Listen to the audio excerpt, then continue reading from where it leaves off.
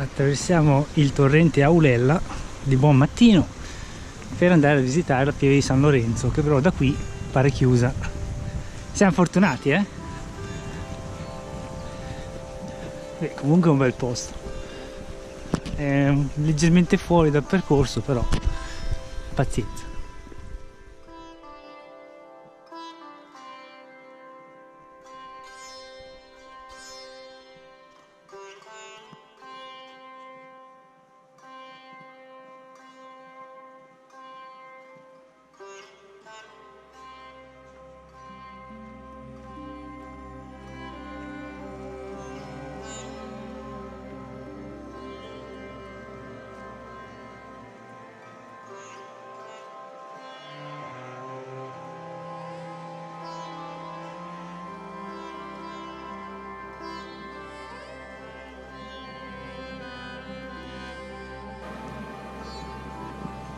Ed è chiusa.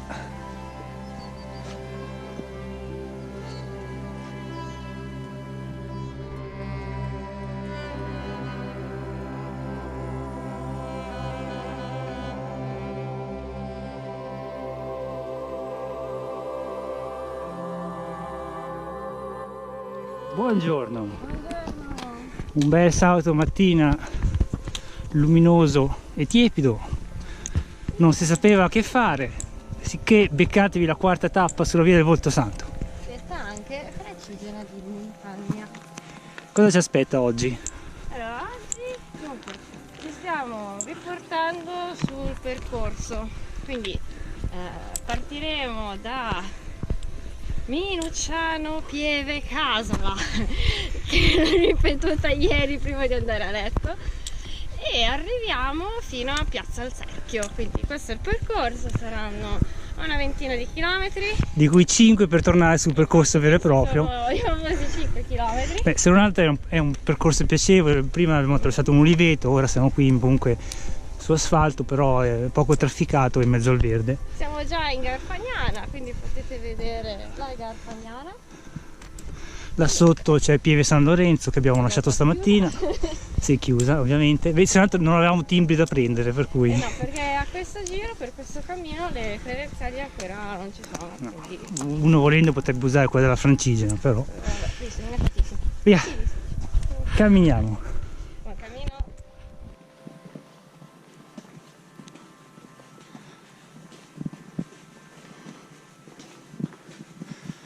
La chiesa di San Jacopo, che mi sa essere chiusa.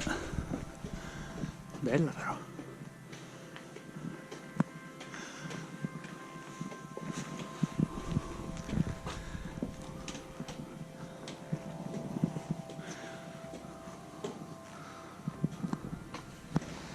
E là sotto Pieve San Lorenzo, da cui siamo passati stamattina.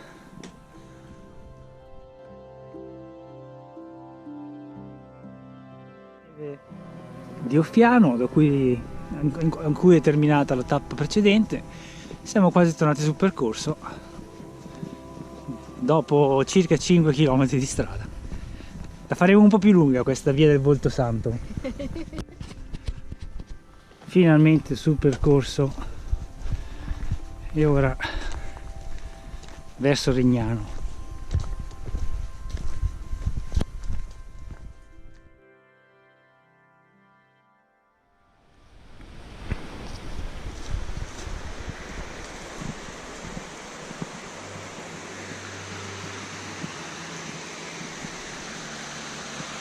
Il ponte sul torrente Aulella.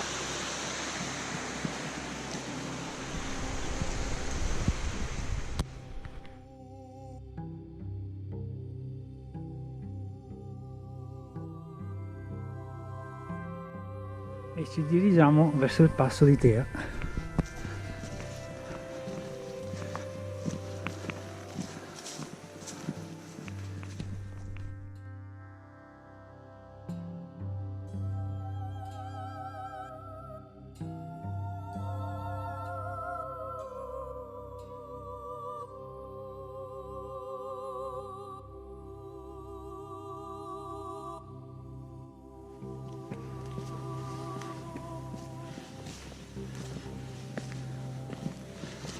Metà della salita di tutta la tappa è concentrata in 1 chilometro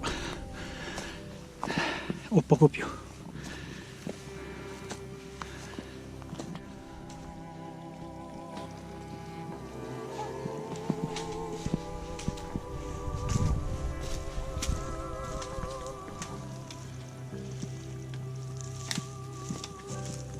Dai, dai, passa. Non vale come guado questo. Dai, vai. Tu che sei feticista dei guadi, non io. È perché ogni guado con te è un'avventura.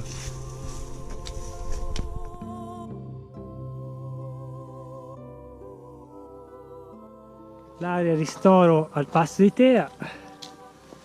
E adesso andiamo verso le rovine dell'ospedale di San Nicolao, che dovrebbero essere poco più avanti.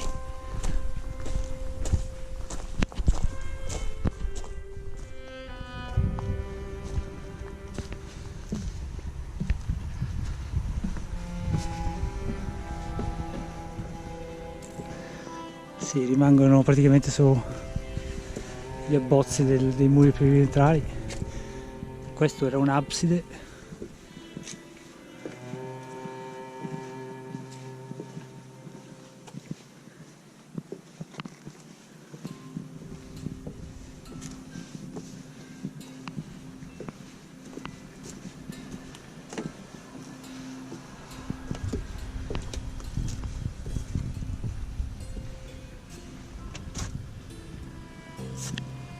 E doveva essere così in pianta.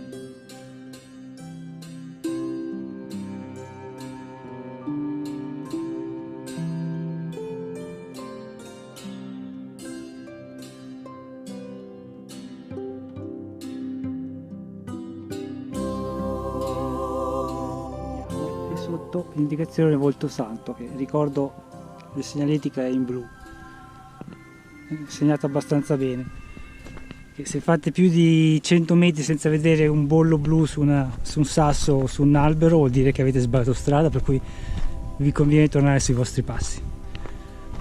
Infatti vedete lì altri 2 bolli blu, è abbastanza semplice da seguire. Ecco qua, stiamo scendendo verso Giuncugnago o Giuncugnano, non so, non mi resta proprio in mente questo povero paese.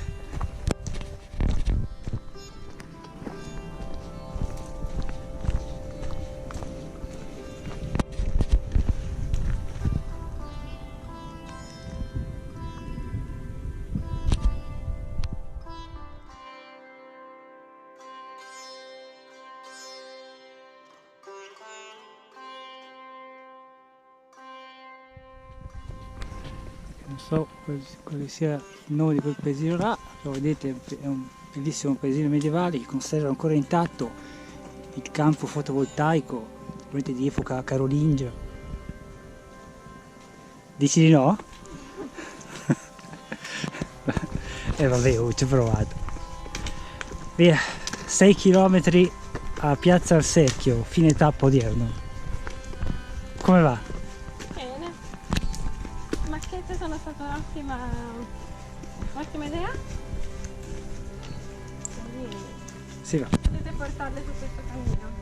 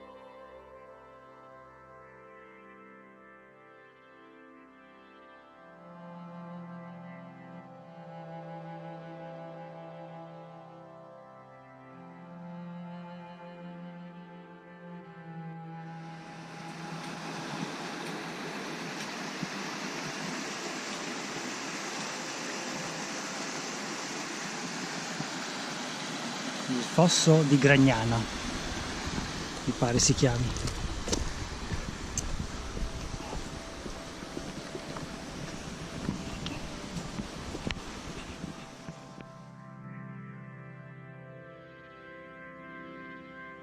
Nicciano, e questa è San Michele, a circa 1,5 km da Piazza al Cerchio.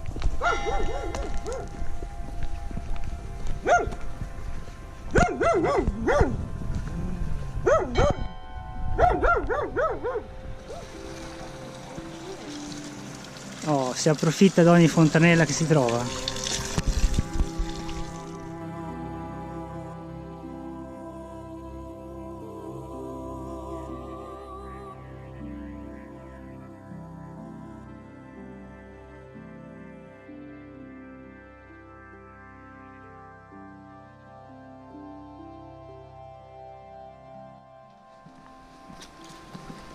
Sì, la strada era giusta. Solo che in questa tappa ci sono un mucchio di altre indicazioni relative a altre manifestazioni sportive, gastronomico-sportive più che altro, perché c'è la camminando mangiando, la marcia walking e poi sempre più o meno in zona c'è anche la panigaccio run, qualcosa del genere, per cui a volte si sovrappongono indicazioni diverse. Però basta seguire i bolli blu per essere sicuri.